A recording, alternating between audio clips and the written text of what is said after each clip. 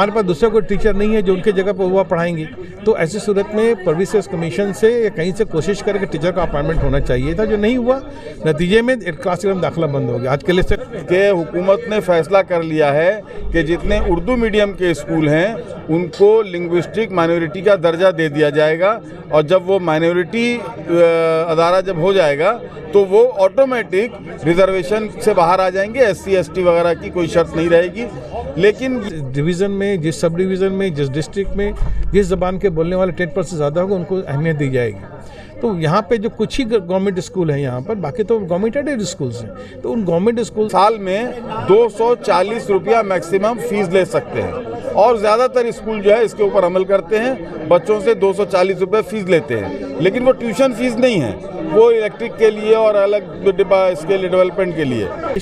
धीरे धीरे ये उर्दू बोलने वाली बच्चों का जो मुस्तकबिल है या इनका जो पढ़ने का हक या अधिकार है वो छीना जा रहा है। तो इसमें आप मुदाखलत कीजिए ताकि मसला हल हो जाए। सेफ एजुकेशन और सेफ नेशन, असल में 2 महीना कबल हमारे सामने एक मसला आया कि Sakhawat memorial government girls high school, जिसमें उर्दू सेक्शन भी है सेकेंडरी में, उसके हाई सेकेंडरी के क्लास 11 में उर्दू स्पीकिंग बच्चियों का दाखिला बंद कर दिया। तो ये सवाल हुआ कि वहाँ दाखिला क्यों बंद किया गया।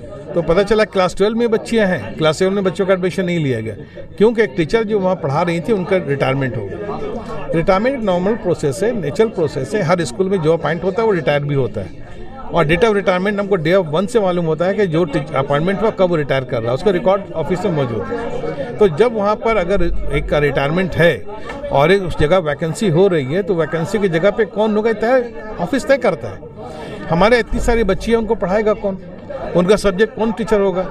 हमारे पास दूसरा कोई टीचर नहीं है जो उनके जगह पर वो पढ़ाएंगी।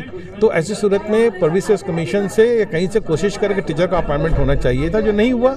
नतीजे में क्लास 11 दाखिला बंद हो गया। आज के लिए 11 में दाखिला बंद होने का मतलब होता है कि क्लास 10 के पास आउट बच्चे बोलेंगे हम कहाँ जाएंगे, हम क्लास 11 के लिए किस स्कूल का धक्का खाएंगे। तो ये एक पॉलिसी है जिस पर हम लोगों ने प्रोटेस्ट किया कि इसका मतलब हो रहा है कि आप जानबूझ करके ऐसा कदम उठा रहे जिससे कि उर्दू बच्चियों का स्कूल आना बंद हो जाए। ये नहीं होना चाहिए, क्योंकि राइट टू एजुकेशन में हमारे हक है। और गवर्नमेंट ऑफ वेस्ट बंगाल का जो ऑफिशियल लैंग्वेज एक्ट अमेंडमेंट जो 2012 का था, 2021 का था, उसमें एक साफ तौर पर लिखा हुआ है कि जहाँ पे जिस डिवीज़न में, जिस सब डिवीज़न में, जिस डिस्ट्रिक्ट में जिस ज़बान के बोलने वाले 10% से ज़्यादा होगा उनको अहमियत दी जाएगी। तो यहाँ पे जो कुछ ही गवर्नमेंट स्कूल हैं यहाँ पर, बाकी तो गवर्नमेंट एडेड स्कूल्स हैं। तो उन गवर्नमेंट स्कूल्स में भी अगर इस रास्ते को बंद कर दिया जाए तो ये गलत बात है, नाइंसाफ़ी है। हम लोगों ने एहतजाज किया, TIC से बातचीत की, कोई जवाब नहीं मिला। हम लोगों ने कहा कि मिलना चाहते हैं 2-4 आदमी, कोई जवाब नहीं मिला। हम लोगों ने फिर एक लेटर लिखा कि देखिए ये तमाम मसले हैं, उसका कोई हल होना चाहिए। आप ही कोशिश कीजिए, अगर आप कहिएगा तो हम आपके साथ मिल करके तहरीक को चलाएँगे ताकि मसला हल होना चाहिए। कोई जवाब नहीं मिला। उसके बाद में हम लोगों ने सेफ एजुकेशन सेफ नेशन के नाम से हम लोगों ने एक अम्ब्रेला ऑर्गेनाइजेशन, जिसमें कई ऑर्गेनाइजेशन शामिल हैं, उसमें हम लोगों ने मिल करके उसको फिर हम लोगों ने लेटर दिया, माइनॉरिटी कमीशन के चेयरमैन को दिया, वुमेन कमीशन के चेयरपर्सन को दिया, उसके बाद में vice chairman West Bengal Urdu academy को दिया, एजुकेशन मिनिस्टर को दिया। हम लेटर लिखा कि देखिए तमाम चीज़ें ये हम लोगों को ऐसा लगता है कि साजिश है। धीरे धीरे ये उर्दू बोलने वाली बच्चों का जो मुस्तकबिल है या इनका जो पढ़ने का हक या अधिकार है वो छीना जा रहा है। तो इसमें आप मुदाखलत कीजिए ताकि मसला हल हो जाए। बात अगर कहना है कि हम घुमा के एक बात कहेंगे उर्दू वाले जिम्मेदार हैं, हम तो उस बारे में अभी पूरे एजुकेशन सिस्टम की बात नहीं कर रहे हैं। वहाँ पे स्कूल कहाँ है, वहाँ पे असातिज़ा कहाँ है, वहाँ पे गार्जियन कहाँ है, वहाँ पे माशरा कहाँ है, एक बहुत लंबी गुफ्तगू, ठीक है, बहुत लंबी गुफ्तगू। जहाँ पे अगर हम बात कहेंगे कि यूँ था तो यूँ होता, हम अभी इसको पूरा फोकस कर रहे हैं कि हमारे यहाँ असातिज़ा की कमी है, और जहाँ पर 60%, 70%, 80% वैकेंसीज़ हैं, तो जाहिर सी बात है कि अभी देखा जा रहा है कि एवरेज में जहाँ पे गवर्नमेंट का स्टैंडर्ड फार्मूला है कि 40:1 का रेशियो होना चाहिए एक टीचर पे, मतलब 40 स्टूडेंट पे एक टीचर होना चाहिए, वहाँ पे कम से कम 600 बच्चों पे एक स्कूल टीचर को हम देख रहे हैं। कैसे पढ़ाई होगी पूरे स्कूल में? अगर 46 पोस्ट है तो मालूम हो रहा है कि 12 टीचर पढ़ा रहे हैं, बाकी पोस्ट खाली है। कौन पढ़ाएगा बच्चों को? अगर बच्चों को हम नहीं पढ़ाएंगे तो बच्चा क्या पढ़ेगा? बच्चा जब नहीं पढ़ेगा तो उसके ख़राब तालीम के मेयार के बारे में हम टीचरों को इल्ज़ाम देंगे? टीचर है ही नहीं। हम लोगों ने जो बात की है, हम लोगों ने एजुकेशन मिनिस्टर से बात की है, और उसके अलावा जो जिम्मेदार अदारे हैं उनके हेड्स को हम लोगों ने लेटर लिखा है। तो क्या वज़ीर आला के साथ मीटिंग आप लोगों की होगी ऐसा? ये हमारा कोई अभी मुतालबा नहीं है, अभी हम लोग उनसे मिलना हमारा ये नहीं है। हम लोग चाहते हैं कि ये जो मसला है लोग अलग अलग तौर पर अपने तौर पर बात कर रहे हैं, लेकिन एक प्लेटफॉर्म पे आकर के डिस्कस नहीं कर रहे हैं कि हम ये सबका मुश्तरका मामला है, ये कोई सियासी मामला नहीं है, ये हमारा मुश्तरका मामला है, हम लोग सबको मिल करके इसको हल करना है। आज उसी की कोशिश थी कि हम तमाम स्कूल के हेड मास्टर, हेड मिस्ट्रेस या दूसरे लोग जो एजुकेशन से इंटरेस्टेड हैं वो लोग आके यहाँ डिस्कशन करें कि हम लोग को क्या करना है। तो बहुत अच्छी हुई है, क्योंकि सबसे बड़ी बात यह है कि बहुत से स्कूलों के, उर्दू स्कूलों के हेड मास्टर, हेड मिस्ट्रेस वगैरह भी आए हैं, कुछ टीचर आए हैं, कुछ ऐसे भी लोग हैं जो स्कूल के टीचर नहीं हैं लेकिन उर्दू से या तालीम से जिनको दिलचस्पी है वो लोग आए हैं, अपने अपने ख्यालात का इजहार किया है।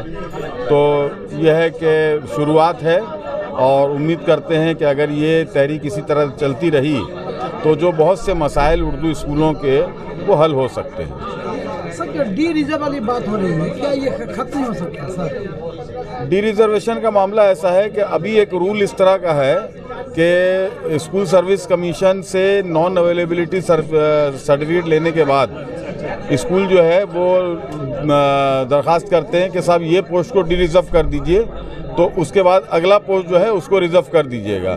ये एक साइकिल चलता रहता है। लेकिन अभी सबसे बड़ी बात तो ये है कि 2016 के बाद से स्कूल सर्विस कमीशन का एग्ज़ाम ही नहीं हुआ है।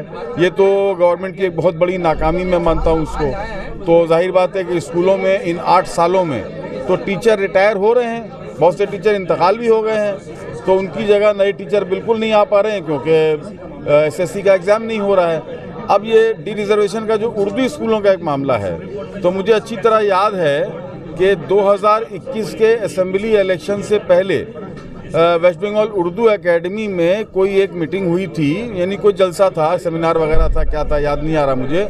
वहाँ पे गवर्नमेंट के माइनॉरिटी डिपार्टमेंट के एक सेक्रेटरी ने ये ऐलान किया था कि हुकूमत ने फैसला कर लिया है कि जितने उर्दू मीडियम के स्कूल हैं उनको लिंग्विस्टिक माइनॉरिटी का दर्जा दे दिया जाएगा, और जब वो माइनॉरिटी अदारा जब हो जाएगा तो वो ऑटोमेटिक रिजर्वेशन से बाहर आ जाएंगे, SC ST वगैरह की कोई शर्त नहीं रहेगी। लेकिन जिन कमेटी का ऐसा है कि अब जो कमेटियां आ रही हैं ये इलेक्शन होके नहीं आती है, अभी स्पॉन्सर्ड कमेटी है। हुकूमत की तरफ से नाम भेज दिया जाता है कि फला आदमी प्रेसिडेंट होगा और 2 PIE person interested in education, एक डॉक्टर को भेजा जाता है, एक सरकारी आदमी होता है, और जो हेडमास्टर या टीचर इंचार्ज रहते हैं वो सेक्रेटरी एक्स ऑफिशियो हैं। तो वो और 2 गार्जियन लिए जाते हैं रोटेशनल बेसिस में 1-1 साल के लिए।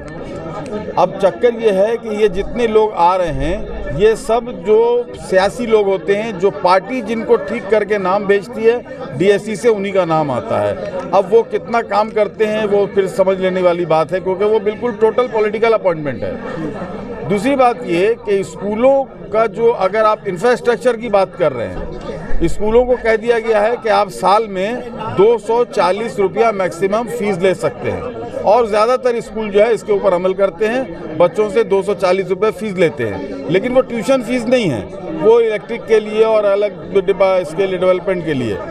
उसमें फिर एक और शर्त भी लगा दी गई है स्कूलों के ऊपर कि अगर कोई बच्चा ये 240 रुपया साल का नहीं दे सकता है तो आप उस पर जोर नहीं लगा सकते हैं कि देना ही पड़ेगा, आपको बगैर फीस के भी उसको पढ़ाना है। तो देखिए, फंड की कमी है हर स्कूल में, जितने भी सरकारी स्कूल, यानी जो एडेड स्कूल की बात कर रहा हूँ मैं, सरकारी नहीं, जो एडेड स्कूल हैं उनके पास फंड की कमी है।